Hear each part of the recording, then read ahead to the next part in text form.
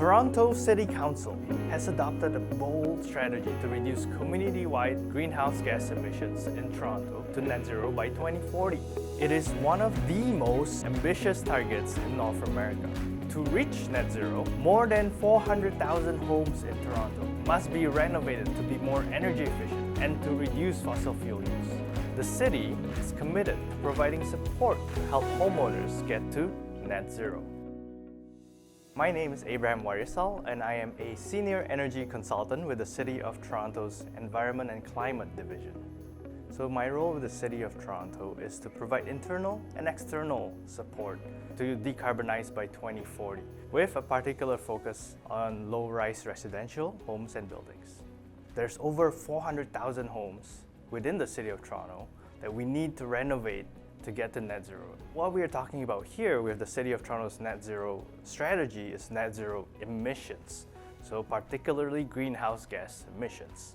For homes and buildings, the majority of the emissions comes from burning of fossil fuel to heat your home. We live in Canada, it's cold in Canada.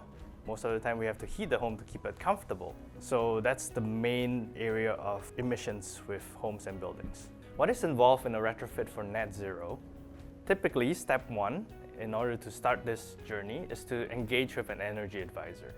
So they will perform an energy assessment in your home, as well as provide you with a list of recommended upgrades that you can do to your home to make it net zero. Ideally, in a net zero retrofit journey, you will start from your building envelope, which is what separates the cold, frigid air outside from the warm, cozy inside of your house. And the reason why you want to keep this tight is because you want to use as little energy as possible to heat the house up. Once you've done that, that's when you look at your mechanical equipment. That's your space heating, your space cooling, as well as water heating, sometimes even ventilation, so that you can size it correctly.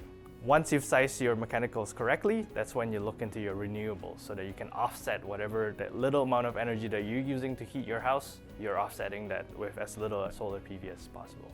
However, everyone's journey is different. Not everybody can follow these ideal situations, so start where you can start. Some practical advice for planning your net zero journey is to plan ahead. Do your homework. Choose your retrofit team carefully, because they are the group of people that will help you get to your net zero home at the end of the day. So make sure they're the right fit for you. Interview them, talk to them prior to choosing them. Some questions you should ask your retrofit team, and these can be contractors, consultants, energy advisors, etc., is do they have any experience with building or renovating a net zero home? This is a relatively new field, so not all of the contractors will have experience before, but ask them their willingness to learn. Ask them if they have references of previous customers who are willing to talk about their experience with them. And finally, ask them about any training or certifications that they may have done regarding net zero homes. If your equipment is nearing its end of life, and typically a furnace AC system lasts around 12 to 15 years, don't wait for it till it malfunctions. Think now about replacing that system with a heat pump system. If you're looking at doing a big gut renovation in your home, this is a great time to look holistically and figure out how to get to net zero.